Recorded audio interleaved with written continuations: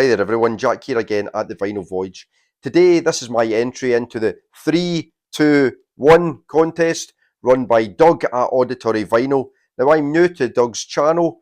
He's been around for a while, operating under his own name, so those who have been part of the VC for a while will already be familiar with Doug. I was new to him, so he is now rebranded. He's now exclusively going under the name The Auditory Vinyl. So go over to Doug's channel, give him a like, subscribe, swear allegiance to Doug, and if you've got a channel yourself, take part in the contest. It's a fun contest, and Doug is offering a great prize where he'll tailor the prize to the winner, which is really cool as well. So I'll put a link to Doug's channel in the description. Like I said, go over, subscribe to his channel, and let's have a look at his contest. Then it's to show an album that you think someone else in the VC might show, or if they haven't shown it, an album that you think someone else in the VC might enjoy. So I'm going to give a shout out to Mike at Mike's Vinyl Spiral, because he likes UK indie.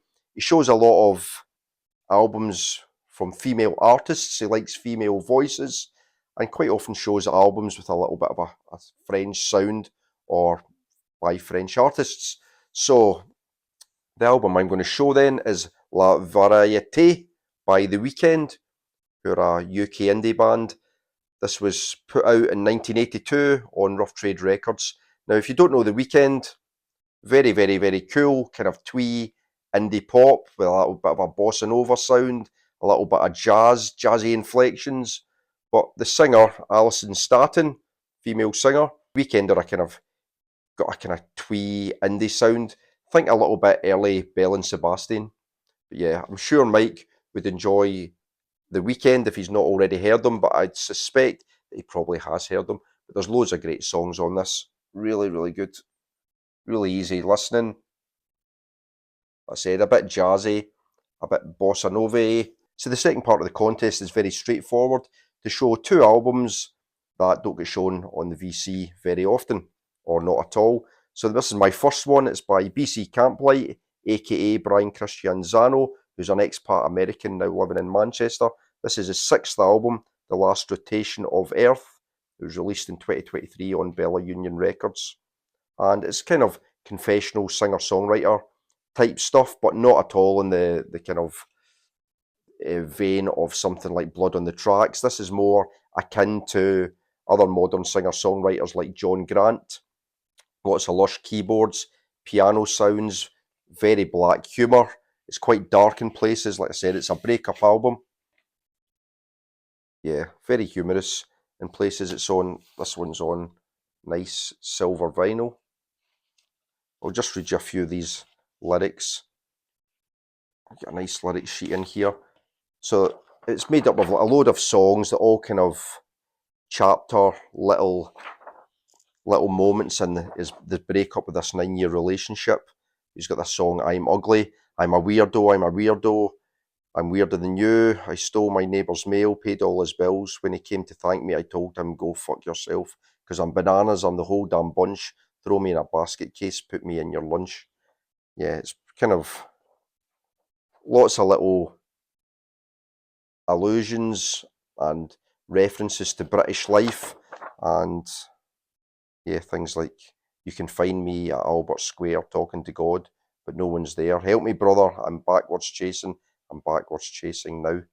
Really good. I love this album, and I really like BC Camplight as a whole. Excellent stuff. Now the second one, I've banged on before about Shaq and how much I love Shaq. I think Mick Head is an absolute genius as a songwriter, but this is Shaq's fourth album. This was released in 2003 on North Country Records.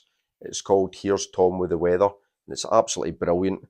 Lovely acoustic guitar driven, beautifully crafted, melodious guitar pop from Mick Head and his brother John Head. John writes a couple of songs on here, but very Arthur Lee and Love influenced. That first song, As Long As I've Got You, is beautiful, as is Birds Turn to Stone. That's got lots of little references to Arthur Lee and Mick and his brother John playing guitar in their Ma's front room, learning all the tricks by Mr. Lee. It's really, really cool. On the Terrace is great. That song Carousel, written by John Head, is beautiful, very love influenced as well. But yeah, what a great band.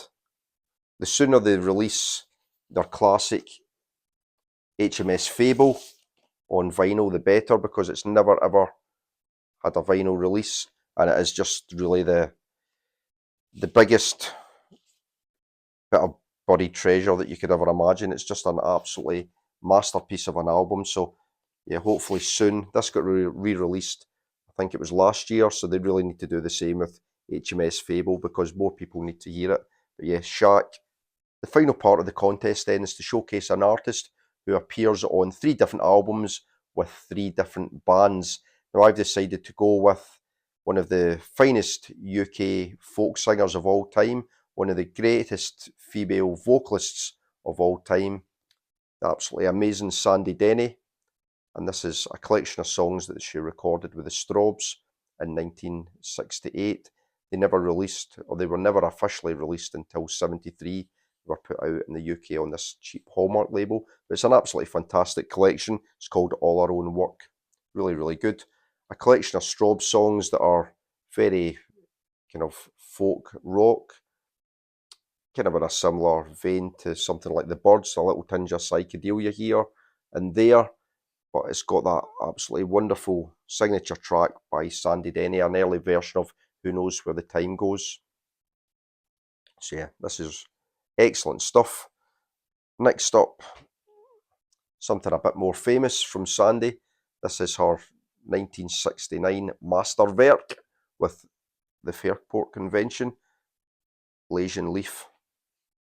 This is certainly one of my favourite UK folk albums, full of absolute bangers on Island Records. But that first side especially is so good. Come All Ye is what an opener. It's so good. Matty Groves is beautiful as well. Farewell, Farewell. That's as good a side one, I think, as you'll get on any album. It's absolutely fantastic. Yeah, I love this. What an album. Blazing Leaf. So another one with Sandy. And then the third one, you've probably guessed it already. Her guest vocal spot with Led Zeppelin on Led Zeppelin 4, where she appears on the Battle of Evermore, which is just an absolute masterpiece as well. It's got that lovely mandolin line running right through. I think it's John Paul Jones that plays it. And she has that wonderful duet with Robert Plant. She has the honour of being the only guest vocalist ever to appear on any Led Zeppelin record, and even got her own symbol on Led Zeppelin 4 as well. She got these 3, what is it there? These 3 inverted pyramids. But yeah, absolutely wonderful song. All that Tolkien imagery, and the thing that really makes it, I think, is that the mandolin kind of interplay, and obviously Robert Plant and Sandy Denny's vocals are just amazing as well. So, yep, there we go. So that's the third of my Sandy Denny tracks. There's lots of other bands that she played with as well as all her solo stuff as well. She's got a fantastic back catalogue, so dig in if you've not listened to too much Sandy Denny already and you like a little bit of UK folk music. So that's my contest entry for the 3-2-1 contest put out by Doug at Auditory Vinyl. Get over to Doug's channel, like I said, and support him, subscribe to his channel, and until the next time, see you later. Bye for now.